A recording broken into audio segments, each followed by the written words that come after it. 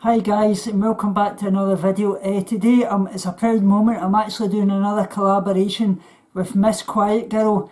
If you don't know her channel, she's not long started up, and she's quite a new channel, and she deserves a lot of subscribers. She's a lovely girl. She documents all her eating disorder recovery and things, and good days, bad days, lets you know about her history and things. So basically today what we're going to do is we're asking each other questions. So I've got 8 questions here that she's asked me, and I'll be asking her questions on her channel. So like I say, please go and check out her channel, guys. She really deserves all your support. She's a lovely person, and like I say, she should have a lot more subscribers than she's got. She's got a really good message, and she wants to help everybody and spread pro-recovery, and that's what the two is are all about. So the first question she asked me: eating disorders seem to keep coming back. Do you think someone can ever fully recover? Yeah, I fully believe you can fully recover, but I always say it's always going to be there. It's a case of, I don't feel you can actually fully get rid of the eating disorder thoughts.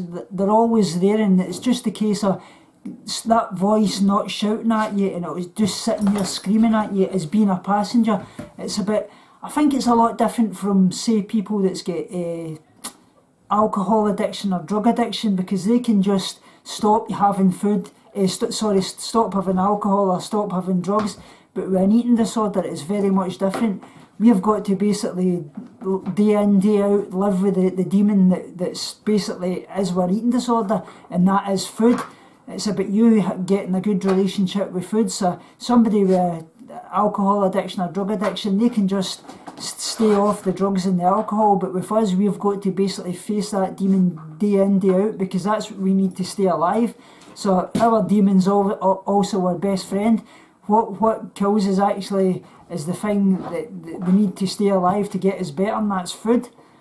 And it's about basically us getting that relationship with the food. So it's a lot different, but I feel, yeah, you can fully recover, but it's always something that's going to have to be there, and you're going to have to stay on top of to stop it from getting any way back into your life that it can, because as you well know, eating disorders are very sly. They'll get anything they can to sneak back in, whether that be a day that you may not get in enough food, or you may miss a few meals and things that can escalate, and before you know it, you'll start back in that restriction. So it's about constantly being on top of your eating disorder, getting in the meals, 3 meals a day, 3 snacks, eating by the clock, making sure you don't over-exercise too much.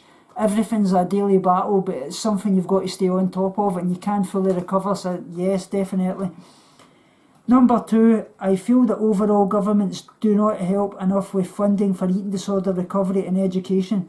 If you could talk to the country's Minister of Health about this, what would you say?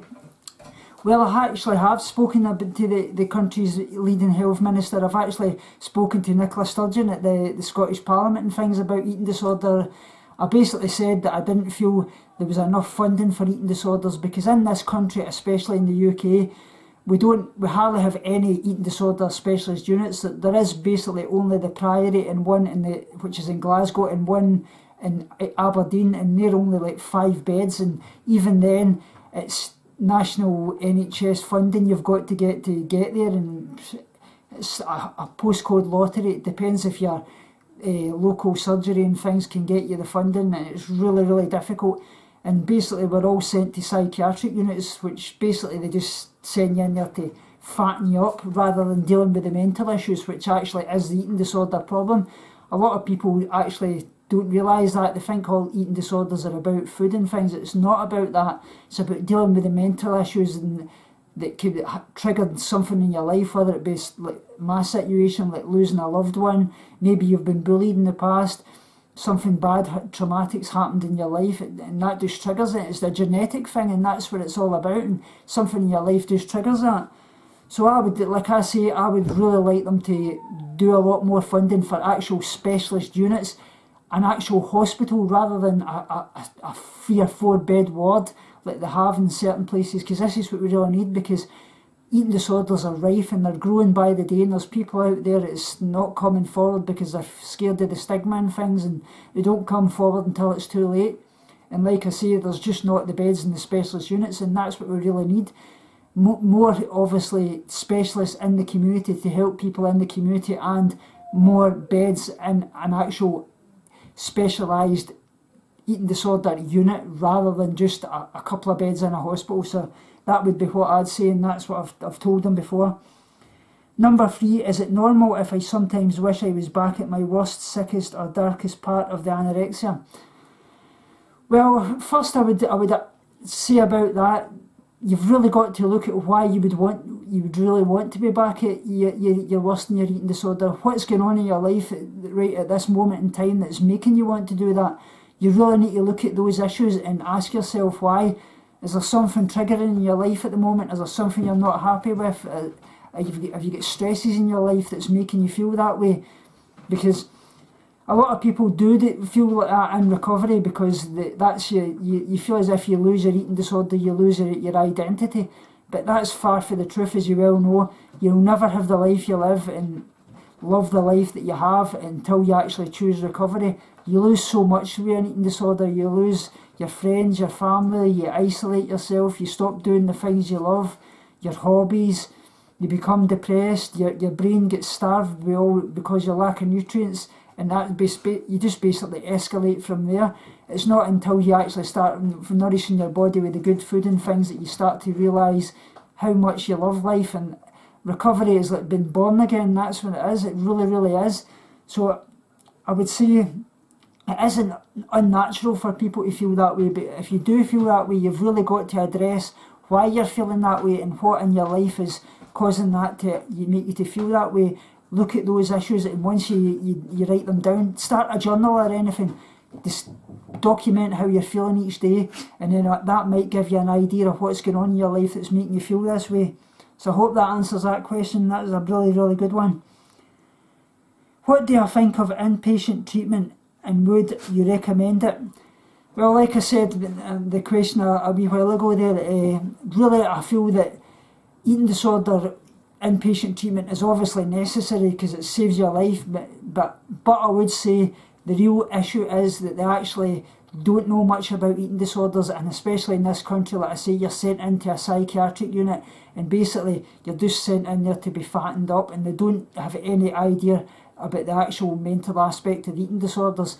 I know for a fact when I went in there, I was watched 24/7. The nurses would follow me to the toilet and things like that.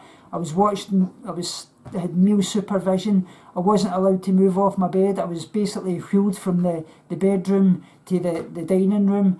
And the nurses actually said to me they didn't know anything about eating disorders, and they were actually learning off me. And they used to come in each day and they would have a journal, and they would write down things about asking me how I could recommend treatment for eating disorders and things about my past. And they were learning off me, like they said. They just didn't know it, and they were really, really upset that they couldn't actually help. And that just shows you it is very flawed in some ways. Like I say, that it's like sending you in and sending you back out with a plaster on a broken leg, basically, because you're getting in there with eating disorder thoughts and you're getting fattened up and you're coming sent straight back out into the community to deal with issues that you're going on.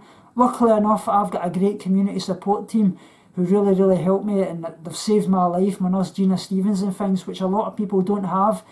That's the sad thing about it. Community eating disorder specialist teams are few and far between, and it's just your luck if you actually get a good one, and there's not many of them.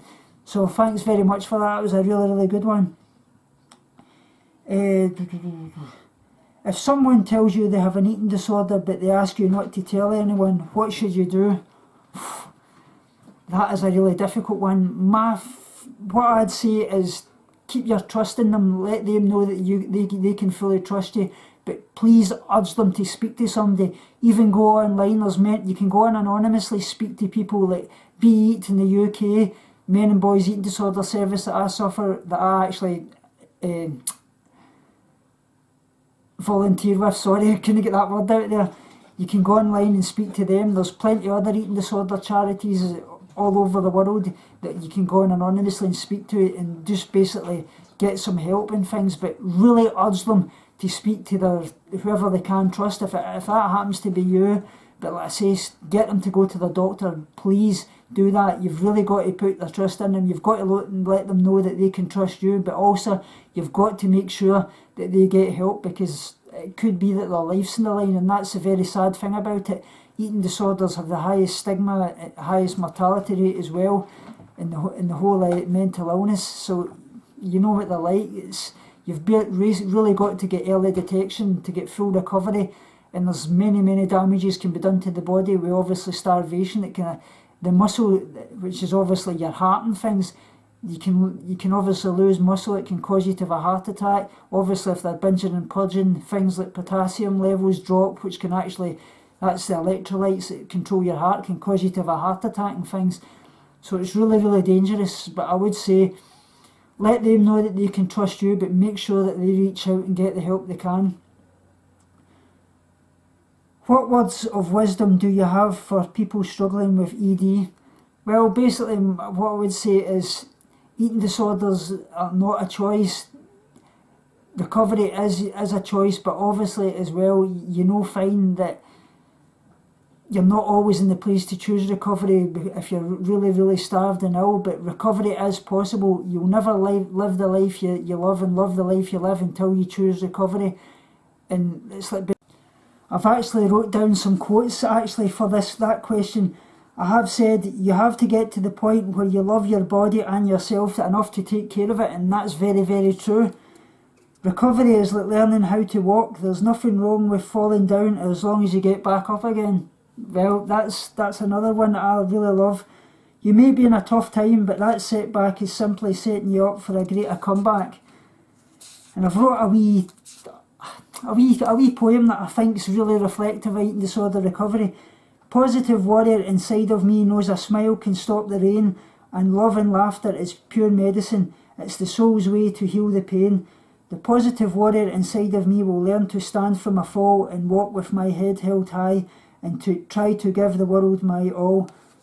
I'm not telling you that it's going to be easy, I'm telling you it's going to be worth it, so don't let your mind bully your body. And that's true. And I would say also as well, don't compare your recovery to anybody else. Everybody's different at a different pace. Helping someone in recovery starts with getting educated, obviously. I can't stress that enough. Don't be afraid to ask questions. Remember that someone in eating disorder recovery, they're not all right cured. Be understanding that some days will be good and bad. You don't come out an inpatient cured, as going home is just the beginning of the long road to recovery. And that's very true. I really love those quotes, and that's what's really been positive to me. You also ask, what is my favourite TV show? Oh, my favourite TV show would have to be WWE Wrestling. I love that. I also love The Simpsons. I love sci-fi shows like The Flash. I love Heroes as well, which is a sci-fi programme. I love Supergirl. Yeah, basically all the sci-fi things. Those would be my definite favourites. And you also ask, if I were an animal, which animal would I be and why? Well, that's easy. I'd be a dog. I absolutely love dogs. I feel they give so much unconditional love. And I feel, when you think about it, what's dog spelt backwards? God. And in my opinion, they're the closest things to God that you can get. Like I say, they're such pure animals, and they give you so much love, and they're a true reflection to what us humans should be. We're such a cruel race at times, and when you think of it, they give you all this love for what? A little bit of petting and a wee bit of food and shelter and things. They give you everything, they love you constantly, they never leave your side. I think that's exactly what us humans should be, and that's what you should strive to be every day. Spread a bit of kindness every moment you wake up in the morning. It costs nothing. Spread the good word of the Lord. So thanks very much for this, Missquietgirl. I say this has been a real proud moment doing this with you. Please guys, go and support her channel. She's a lovely girl. She's got a positive pro-recovery message. And I just thank you so much, and I hope we can do this again further down the line. And like I say, I know your channel will keep growing and you'll help so many people. Thanks very much guys, and I'll speak to you all again soon. And remember, binge on life, purge negativity and starve guilty feelings. And remember guys, binge on life, purge negativity and starve guilty feelings. Speak to you all soon and love you so much.